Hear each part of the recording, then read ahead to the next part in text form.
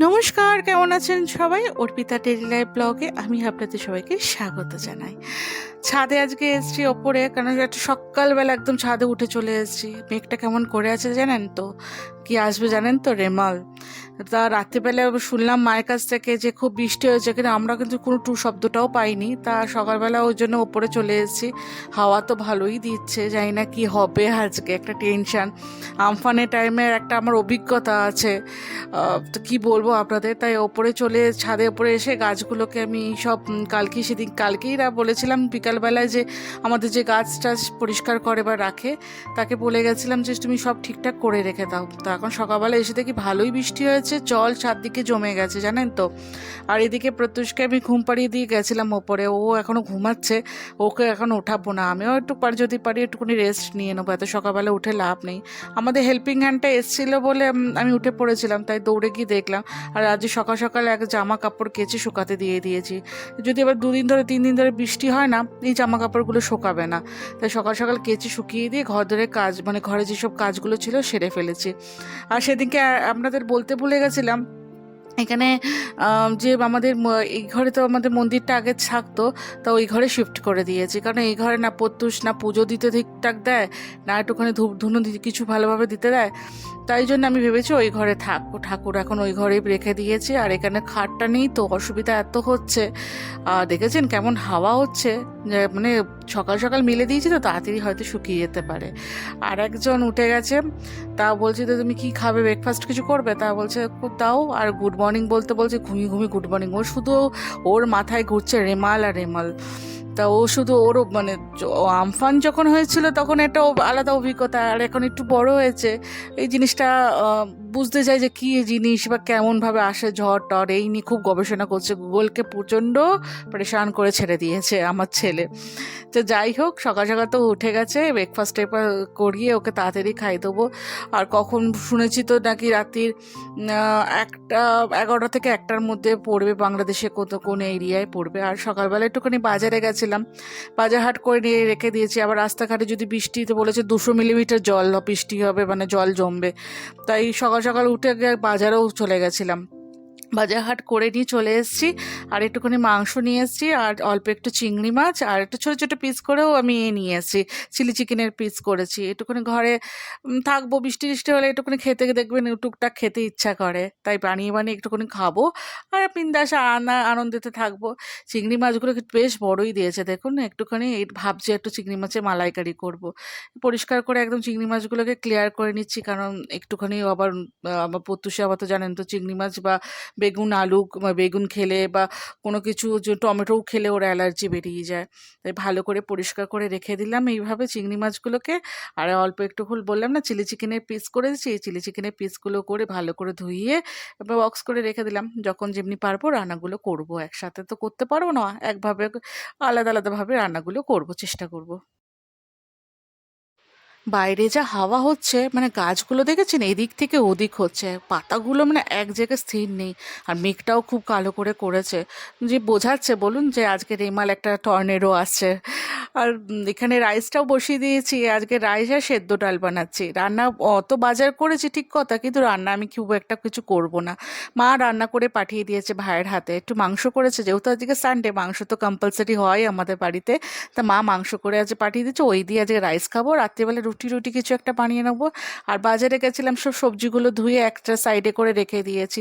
বাঁধাকপিটা পেয়েছি, নিয়ে চলে এসেছি, যদি পারি একটু চিংড়ি মাছ দিয়েও করতে পারি আমি বাঁধাকপিটা। চলুন তাহলে এখানে সব সবজিগুলো ঢুকিয়ে দিয়েছি ফ্রিজের মধ্যে। আর এদিকে প্রত্যুষকে বলছি বাবু তো আজকে তোর কেমন লাগছে, বলছে দাঁড়াও মা আমার কখন আসবে তার অপেক্ষা করছে, জানেন টাইমিং করছে, গুনছে। আর এদিকে ফুলগুলো হয়েছিল নিয়ে চলে এসেছিলাম, আজকে গাছে ভালো ফুল হয়েছে। বিকাল হয়ে গেছে, আকাশটা ভালো করে দেখছি যে যত মানে বিকাল হচ্ছে কালো তত হয়ে যাচ্ছে। আর হাওয়া বেগটাও না খুব জোরে হয়ে যাচ্ছে, এত জোরে হাওয়া হচ্ছে না, মানে দাঁড়িয়ে থাকতে পারছে না। আর ঝিরঝির ঝিরঝির করে বৃষ্টিটা হয়েই যাচ্ছে দেখুন। সন্ধ্যাবেলা হয়ে গেছে, সারাদিন তো এই ঝড় জলে যাচ্ছে। খুব একটা রান্না কিছু করিনি, মা চিকেন পাঠিয়েছিল, সেই দিয়ে আজকে রাইস খাওয়া হয়েছে আমাদের। তা ওই ভয়ে আতঙ্কে বসে আছি। আর যেহেতু উমফানের টাইমে আমাদের একটা ভালো অভিজ্ঞতা আছে, তা আজকে এই ঝড়ে তো 11টা থেকে 1টা থেকে 1টার মধ্যে হয়তো পড়বে। তো জানি না কি হবে না হবে, ঘুম তো আজকে হবে না আমাদের। সবচেয়ে বেশি এক্সাইটেড কে জানে না? আমার ছেলে। সারাদিন ঘুমায়নি, সারাদিন যে কত ভিডিও করেছে তার ঠিক নেই। ওর অভিজ্ঞতাটার কথা ওর মুখ দিয়ে শোনাচ্ছি, দাঁড়ান দেখাই একবার ঘুমতে। কেমন লাগছে? ঝড় আসছে, খুব আনন্দ, আসলে ভালো হয়। আর এই কলকাতাটা ঠান্ডা হয়ে যাবে। কলকাতা ঠান্ডা হয়ে যাক, এত গরম ছিল বলে। আমাদের চাই আমাদের বাড়ির উপর দিচ্ছে। এই মা এরম বলে না, কেন? হ্যাঁ এরম বলতে নেই। তুমি ভীষণ এক্সাইটেড দেখবার জন্য, ভাল লাগবে। আমি এই এই বড় বড় গাছগুলোকে আমার টেনে ঢুকে যেতে দেখতেছি। না এরম বলে না, যেখান দিয়ে যাবে সেখানে প্রবলেম হবে তো। তুমি ভিডিও করেছো, র্যাডার দেখেছো কি আসবে না আসবে? র্যাডারে কি দেখলে? হ্যাঁ, র্যাডারে কি দেখলে? 11টা থেকে 1টা পর্যন্ত হতে পারে। এখন তো দেখাচ্ছে মনে হয় ওই 9টা বা 10টার মধ্যেই হতে পারে। 9টা থেকে 10টা পর্যন্ত হচ্ছে। তুমি র্যাডারে স্টিক দেখছো? হুম, তুমি সবাইকে যে র্যাডারগুলো দেখায় সেগুলোই দেখছি। আচ্ছা আচ্ছা। সারা রাত ধরে জানেন বসে আছি, ঘুম হচ্ছে না, এত দরজাগুলো ধাম ধাম ধাম করে মারছে হাওয়ার বেগে, মানে স্থির কোনো জায়গা নেই। আর চারদিক দিয়ে জল পড়ছে আমার ঘরে, দেখছেন দাঁড়ান জানলাটা খুলে আপনাদের দেখাচ্ছি। ঠিক মতো দেখাতে পারছে কিনা জানি না, কিন্তু এত জোরে হাওয়া হচ্ছে না, মানে তাও নয় নয় করে বলতে পারেন 70 থেকে 80 কিলোমিটার বেগে হাওয়া চলছে আমাদের এইদিকে। আর এদিকে জানলাটাও করেছি, জলও আসছে, আর মানে চারদিকে না শুধু আওয়াজ হচ্ছে। আমফানের টাইমে তো এর থেকে মানে বাজে আমাদের এক্সপিরিয়েন্স ছিল। তখন এইদিকে ঘরটা আমাদের তৈরি হয়েছিল না, সব মোটামুটি ভেঙে চুরেই গেছিলো, আর ঘরের ভেতরে ছিল অনেকটা জল। তাও এবারে একটুখানি স্বস্তি যে অত জল ঢোকেনি, কিন্তু জল পরিমাণ মতো ঢুকেই যাচ্ছে। আর এদিকে দেখেছেন বৃষ্টিটা কীভাবে পরিমাণে হচ্ছে, রাস্তাঘাট সব জল জমে গেছে। মাকে এত রাত্রে ফোন করেছিলাম, মাও বলল যে আমাদের ওই ঘরের মানে আর জল ঢুকবে ঢুকবে, এত পরিমাণে বৃষ্টি হয়েছে, চারদিক দিয়ে জল জমে গেছে। আর ব্যাঙ আর ঝিঝি পোকা এত ডাকছে না, মানে বৃষ্টির আওয়াজ থেকে মানে ওদের আওয়াজটা বেশি জোরে আসছে জানেন তো। এত কানের মাথা খেয়ে নিচ্ছে বলতে পারেন এক ধরনের। কিছু মনে করবেন না এইভাবে বললাম। তা এইদিকে বৃষ্টিটা আমি এখানে ভিজে আছি, ভিডিও করতে গেছিলাম, মানে যদি ঘুম আসছে না কি করবো, তো ভাবলাম একটুখানি ভিডিও করে রাখি।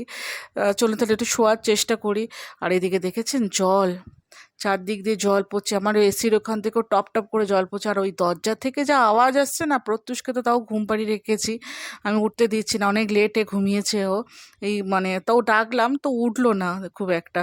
আমিও একটু দেখি শোয়ার চেষ্টা করি, যদি পারি একটু শোবো, না হলে শুতে তো পারছি না জানেন তো, আতঙ্কে উঠে উঠে পড়ছি, এমন জোরে জোরে একের সময় যা আওয়াজ হচ্ছে।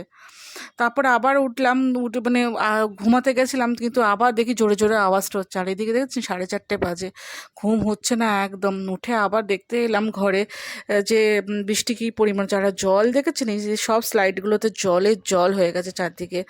ভাবছি এখানে কারেন্টের যেহেতু সুইচগুলো আছে, যদি কিছু হয় ভয় ভয় লাগছে, বাড়িতে কেউ নেই প্রত্যুষ আর আমি ছাড়া।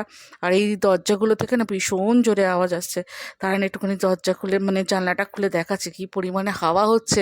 আর গাছগুলোর কি অবস্থা আপনাদের দেখাই দেখুন। আর এই রাতের বেলা সব আমি ভিডিও করে রেখেছিলাম কোথা থেকে আসছে না আসছে। আর এই যে ল্যান্ড করেছিল আমাদের কলকাতায়, তাই ভিডিওটা করে রেখে দিয়েছিলাম আমি। আর এই দেখুন, দেখেছেন গাছগুলো দেখুন কীভাবে ব্যান্ড মানে হচ্ছে, মানে চারদিকে এত জোরে হাওয়া দিচ্ছে আর জল, মানে আমার মোবাইলে মানে মোবাইলটা পুরো ভিজে যাচ্ছে জানেন তো, এমন পরিমাণে বৃষ্টি হচ্ছে। আর এদিকে হাওয়াগুলো সেই পরিমাণে হচ্ছে। চলুন বেশিক্ষণ দাঁড়াবো না, আমার মোবাইলটাই খারাপ হয়ে যাবে ভিডিও করতে গেলে। চলুন আজকে তাহলে আমি এখানেই ব্লগটা শেষ করছি, এরপরে কি একটু শোয়ার চেষ্টা করি। মাথা প্রচণ্ড যন্ত্রণা করছে আর ভালোও লাগছে না। আর এদিকে বৃষ্টিতে এত জল জমে আছে, বিল্ডিংয়ের ভেতরেও জল চলে এসছে। হাওয়াগুলো দেখেছেন কি পরিমাণে হচ্ছে।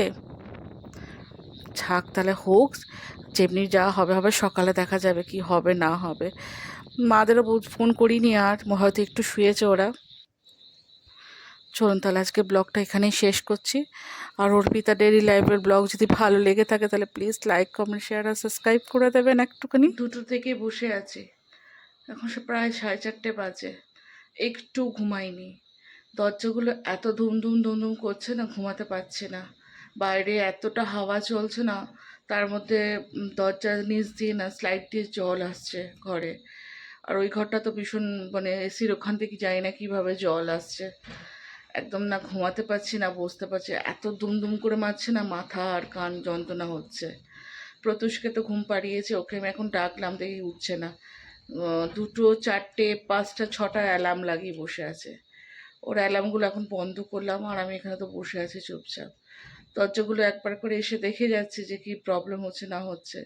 কিন্তু এতটা মারছে তো, দুমদুম করে হাওয়ার দাপটটা আছে।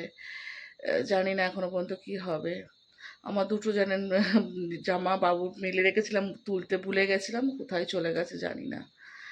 দেখি সকালটা হোক, যদি একটু ঘুমাতে পারি। তাহলে আজকে ব্লগটা আমি এখানেই শেষ করছি। এত রাত্রে, রাত্রে বলবো না, তাও 4:30 বাজে। তাহলে আজকের ব্লগটা এখানে শেষ করলাম। যদি অর্পিতার ব্লগ ভালো লেগে থাকে তাহলে প্লিজ লাইক, কমেন্ট, শেয়ার আর সাবস্ক্রাইব করে দেবেন। আর ফেসবুকে যদি দেখে থাকেন তাহলে প্লিজ একটা লাইক আর ফলো করে দেবেন। তাহলে আজকের জন্য এখানেই রেমাল, টাটা। দেখা হবে আবার একটা নেক্সট ব্লগে। আসি তাহলে।